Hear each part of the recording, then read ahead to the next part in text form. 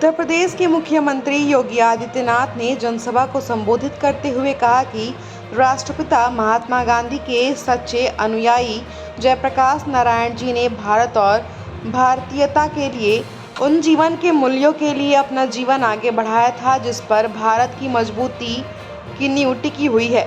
उन्होंने अपना जीवन अपनों के लिए नहीं, दूसरों के लिए और देश के लिए जिया था। उत्तर प्रदेश और बिहार की सीमा पर स्थित सिताब दियारा गांव में उनका जन्म हुआ था। अंतिम समय तक उस गांव में उनका जुड़ाव रहा। 1977 में उन्होंने अपने गांव में एक स्वास्थ्य केंद्र के निर्माण की मांग की थी और अंतिम समय में यह मांग की थी कि उस स्वास्थ्य केंद्र का नाम उनकी पत्नी प्रभावती देवी के नाम पर रखा जाए। जयप्रकाश जी के गांव के उस स्वास्थ्य केंद्र को 100 बेड का स्वास्थ्य केंद्र बनाने के साथ ही उनके नामकरण का सौभाग्य हमें प्राप्त हुआ है। सुनिए इसके अलावा उन्होंने क्या कुछ कहा। राष्ट्रपिता महात्मा गांधी के सच्चे अनुयायी श्री जयप्रकाश नारायण जी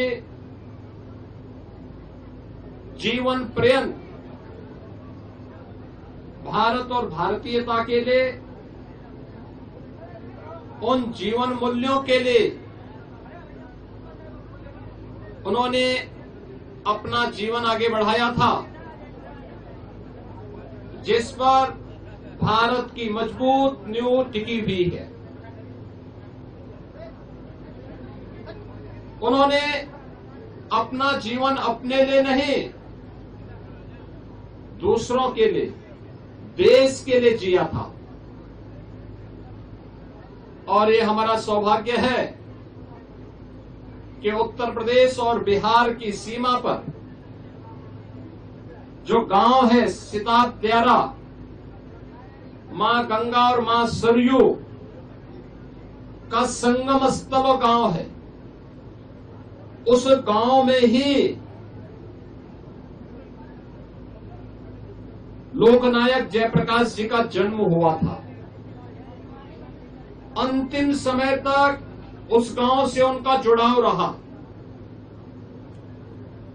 और उन्होंने 1977 में अपने गांव में एक स्वास्थ्य केंद्र निर्माण की भी मांग की थी और अंतिम समय में ये मांग की थी कि